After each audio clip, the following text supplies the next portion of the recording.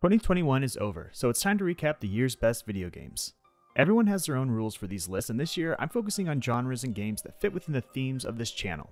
So, Metroidvanias, roguelikes, exploration-focused action-adventure games, and RPGs of all flavors, but especially dungeon crawlers. That means some games like Halo Infinite and Bowser's Fury are not on this list, even though they're two of my favorite games from this year. But if you want to hear my thoughts on Mario, I was a guest on the Video Game Apocalypse podcast Game of the Year episode to talk about why Bowser's Fury is so good. I'm also keeping the official list only to games that officially released in 2021, though there is always a chance that an older game will make the cut if it made a significant impact for me during the year. Now with that out of the way, let's get on to the Crawl's picks for the best games of 2021, starting with a grip of honorable mentions. The Final Fantasy VII Remake's Intermission DLC gave me an excellent excuse to dive back into my favorite game of 2020. Playing as Yuffie was fun, and I loved the teases at the end of the new content. Similarly, Skyward Sword HD let me finally try the one Zelda game I'd never played before. While I'm not sure that Skyward Sword is all that high on my personal Zelda rankings, I enjoyed playing a more traditional Zelda adventure while waiting for Breath of the Wild sequel. But 2021 wasn't just about replaying older games re-released on new hardware. There are lots of new games to shout out, like Jupiter Hell, which mixes true roguelike gameplay with boomer shooter sensibilities. Despite the classic turn-based roguelike gameplay, Jupiter Hell feels fast and chaotic, evoking similar feelings I get when playing 90s shooters that inspired its aesthetics. Undernaut's Labyrinth of Yomi is one of several great dungeon crawlers released in 2021, but I didn't quite get enough time with this one. That said, I think its unique exploration mechanics that let players create new paths through the game's labyrinths are refreshing. This is easily the best game developer experience has made thus far, and while I didn't beat it, I can definitely recommend Undernaut's Labyrinth of Yomi. I'm a sucker for a good job system. Almost all of my favorite RPGs have one, and Bravely Default 2's job system is one of the best since, well, Bravely Default and Bravely Second. The story on this one was a bit bland compared to the other games in the series, which is disappointing for a story-driven RPG, but I enjoyed the combat and the job systems well enough to get through most of the game. Axiom Verge 2 breaks away from its inspirations to feel like its own unique entry in the Metroidvania canon. Some were down on its combat, which admittedly is a bit simplistic, but as someone who plays Metroidvania games for exploration most of the time, I found Axiom Verge 2's more open-ended world structure and varied biomes to be a joy to explore. Astalon Tears of the Earth, on the other hand, was a more combat and puzzle-focused Metroidvania that, frankly, I didn't hear enough people talk about this year. This game feels like the perfect mashup of old-school action platforming that games like Shovel Knight emulate, with the sprawling exploration that we've come to expect from the Metroidvania genre as a whole. And Astalon adds in a unique and much more forgiving take on the now popular mechanic of collecting currency to upgrade your characters between runs. Don't worry though, this isn't a roguelike or a Souls-like. It's an old-school action platformer, and one that I think everyone should play. Speaking of games I think everyone should play, Loop Hero is perhaps the most creative roguelite RPG strategy deck building reverse tower defense idle game I've ever played. I didn't get around to this acclaimed indie roguelite until it was released on the Switch in December, so I haven't had time to dig into the game as much as I would like, but I've enjoyed the few hours I played so much to give it a last minute addition to the honorable mentions section. And rounding out this honorable mentions segment is Record of Lodoss War Deedlit in Wonder Labyrinth. It's yet another game that released on consoles later in December, so I didn't have much time to play. And that's a shame because based on my first impressions, I can already tell this may be one of the best Metroidvanias of the year. Who knows where it'd be on this list if I had played it earlier. Luckily, the Switch version drops early in 2022, and who knows, it may just show up on my list next year. Okay, that's quite a few honorable mentions, but like I said, I enjoyed a lot of games this year. But the next 5 games are, in my opinion, the best of 2021. Let's get on with the list. Number 5, Returnal. Returnal is a wonderful grab bag of some of my favorite things. Spooky sci-fi story? Check. Atmospheric alien ruins to explore? Check. Challenging roguelike gameplay loop? Check. Mechanics and UI smartly enhanced by next-gen hardware? Check. And while any and all of those elements easily qualify it for one of the best games of 2021, the real reason Returnal is on my list is because of what it represents. Going into the PlayStation 5 and Xbox Series X generation, I was a bit worried. Some could say that I have niche, even weird and idiosyncratic tastes in games, and media in general. And you know what, that's true. But the fact is, I just really like video game-ass video games. Games that know their games and aren't afraid of it.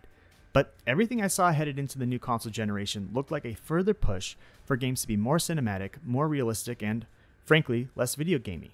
This was especially true of the games Sony was promoting as the flagship titles for PS5. So here I am thinking that maybe AAA gaming wasn't for me anymore. Sure, there's lots of indies and retro stuff, but I couldn't help but feel a little bit disappointed that maybe the big marquee titles weren't for me anymore. So imagine my surprise when one of the first true PS5 exclusives to launch is unabashedly a video game and leans all the way into it. Returnal has you shooting aliens, dodging projectiles, collecting items, and engaging in light platforming puzzles like it's secretly a Jet Force Gemini reboot. There's a story here, sure, and a good one at that, but it's not the point of the game. You could skip the story and the dialogue entirely and still have a fulfilling experience, and thankfully, there's not much story to skip in the first place anyway, though what is there is actually really good. Instead, Returnal feels like an arcade game made for the PS5, which isn't surprising since developer Housemarque made exclusively arcadey side-scroller shoot-em-ups before Returnal. To be fair, sometimes that arcadey action and light Metroidvania-esque level design is at odds with its roguelite gameplay loop, but to Housemarque's credit, they released some patches that made the game far more accessible and smooth out some of the incongruencies. You can finally resume a run after quitting the game or turning off your PS5, for example. But even before these admittedly much-needed changes, I utterly enjoyed Returnal's high difficulty. Not just because I like roguelikes and roguelites, but because the fast-paced, run-based gameplay only further entrenched Returnal's identity as, well, a video gamey-ass video game, and one of the best of 2021 at that. Number 4, Shin Megami Tensei 5.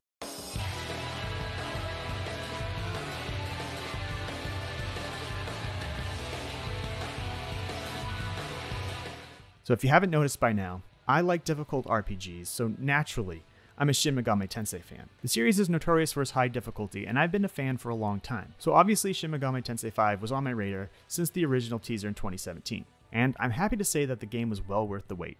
In my opinion, anyway. Some folks will wince that I'm about to compare SMT5 to Persona, but hey, they're both part of the same overarching Mega 10 franchise, and most folks have played Persona, but not SMT, so I'm just gonna do it anyway. One thing that I prefer about the SMT games over Persona games is their emphasis on gameplay over story. Persona's cool and all, I really like those games, but SMT's brutal combat, emphasis on traversing hostile locations, and on demon collecting, rather than on narrative and social links, is much more my style. Now, because of that, I was initially hesitant because SMT looked like it was abandoning its dungeon crawler roots. And to be clear, it kinda did. But while I do miss the dungeon crawling focus of previous SMT games, SMT5's open world segments turned out to be a great addition. I loved exploring the dunes and ruins of the Dot, taking in the landscapes, collecting Koroks or Mimon, and more importantly, battling and recruiting demons to my team, which is the true core of the SMT experience. And the push-turn battle system is by far my favorite turn-based RPG battle system in general, and it's at the top of its game in an SMT5. And just like most other SMT games, SMT5's story focuses on philosophy and mythology rather than interpersonal stories. Some folks may not like that, but I absolutely prefer SMT's metaphysical speculations over most other RPG stories. And hey, there are some dungeons in here, and some of them are pretty good. Oh, and the battle music slaps.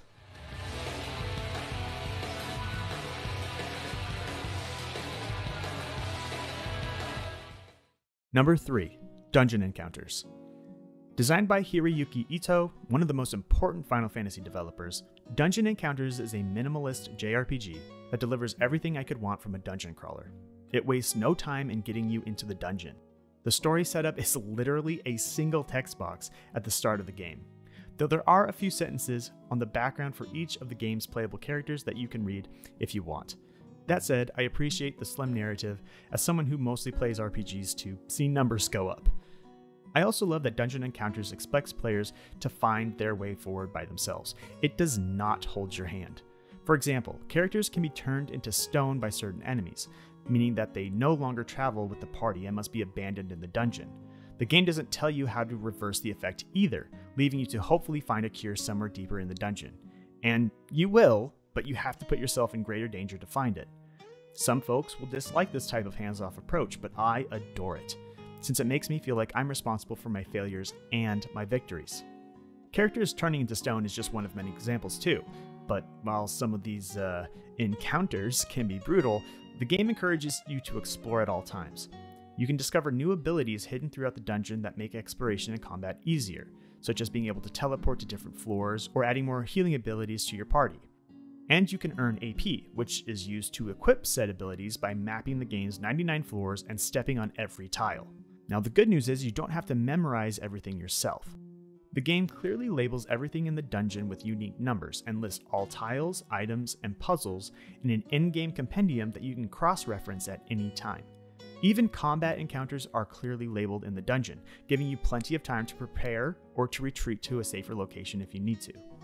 You shouldn't avoid all battles, however. Not only would that leave you horribly underleveled and lacking gold and gear, combat is also one of the best parts of the game. Dungeon Encounters uses an active time battle system just like the one director Hiroyuki Ito originally designed for Final Fantasy. However, this system is much more fleshed out than other ATB-focused RPGs, though you wouldn't be able to tell that at first glance. The game slowly adds little wrinkles the more you play. These start off as simple, like flying enemies that can only be hurt with ranged attacks, or undead enemies with 1 HP that can be insta-killed with bare-fisted attacks, or even items that can completely reverse or change how the ATB gauge fills up. So after more of these get added every few hours, the combat starts to get really tricky, and battles start to feel more like puzzles. Sometimes I get a little bit bored with ATB battle systems and RPGs, but this one held my attention all the way through. Dungeon Encounters is a smart game, and while it won't be for everyone, it's absolutely worth playing. It's by far my favorite RPG released in 2021.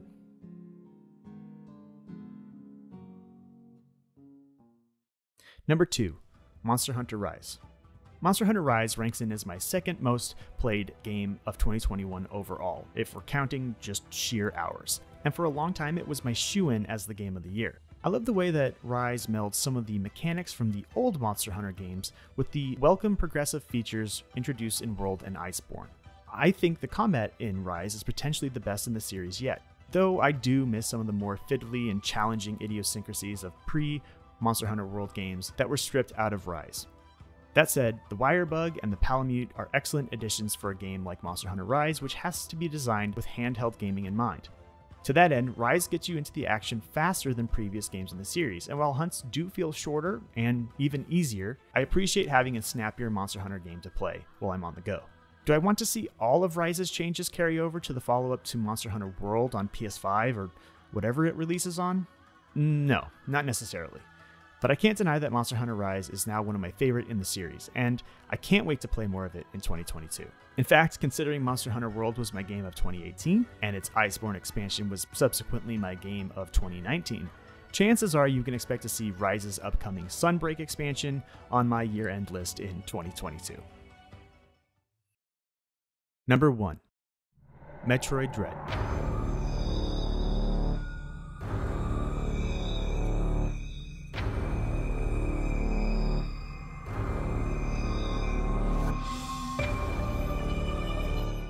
Look, I can't help it. Metroid is my favorite video game series, and Metroid Dread is my game of the year. Now, that doesn't mean I think it's a perfect game, or even the best example of a Metroidvania released in 2021. I'll be honest, there were a few hours during the middle of my first playthrough that I was pretty conflicted on Dread. Like a lot of folks, I thought the music was disappointing. But more importantly, I wanted a less linear world I could explore more freely than what Dread offers, even when using its well-documented sequence skips. I like getting lost in video games, especially Metroidvania games, which I recognize is a pretty niche opinion, but then again, this list and this entire channel is about my niche gaming taste. So the fact that I spent more time feeling artificially stuck by Dread's arbitrary limitations, like forcing you to lock yourself into sections using one-way doors, or blocking your progress with indestructible objects that randomly appear, or worse, entire sections of the map that are off limits due to story reasons, really put me off. And yet, I kept playing. I beat it once, and then I beat it again, and again, and again. Now here I am, with at least 5 completed playthroughs, over 40 plus hours under my belt, including a hard mode run and a 100% run, and I can't deny that Metroid Dread is incredible. My gripes about the world design are still there, but when I dropped some of those reservations and accepted Dread for the game that it is, rather than the game I wanted it to be, I fell in love with what it has to offer. It all comes down to the moment-to-moment gameplay.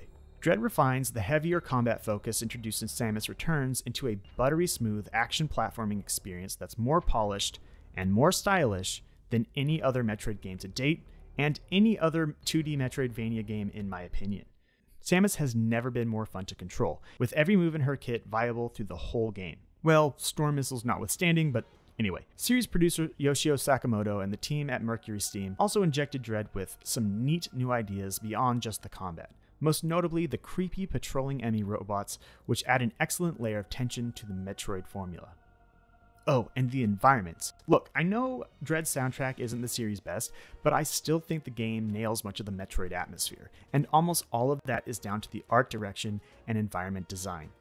ZDR is such a cool planet, and the artists at Mercury Steam came up with novel ideas that build upon the established themes and lore of previous games in really fun ways. Now, I know a lot of people really enjoyed the story in Dread, and while I admit it's cool, I'll be honest again, some of the twists in the final segment felt really forced to me. Frankly, I think the game would have actually been better without a lot of the story that's in there. However, I can't get over how rad Samus is in this game. Does she always need to be a silent badass and cold-blooded warrior? Not necessarily, but damn, I am glad that that's the version of Samus that we got in Dread. Now, if I take a step back, I have to admit, of course, that I know a lot of my love for Dread is tied up in my pre-existing love and nostalgia for Metroid as a whole. The fact is, it was probably going to be my game of the year by default unless it was an absolute trash fire. But it's not, and that's kind of the point, right? Our favorite games of the year might not be the very best we played, or get perfect scores, or even be exactly what we want them to be. Our favorite games are the ones that we remember the most, the ones that speak to us, take us by surprise, and oftentimes even in spite of their faults. And I can't think of any other game from 2021 that stuck with me like Metroid Dread did. But if we're talking games that didn't come out in 2021, then there's actually one more bonus game for this list, because there is another game that I played this year more than Monster Hunter that infected my mind with beautiful nostalgia more than Metroid Dread, and that satisfied my need for challenging, obtuse gameplay more than Dungeon Encounters, or SMT5, or even Returnal.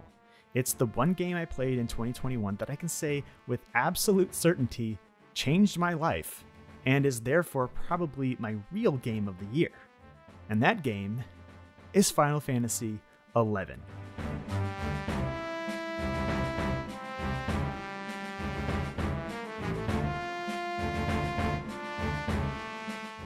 So anyone who's been around on this channel this year knows that in 2021, I went back to Final Fantasy XI for the first time in over a decade.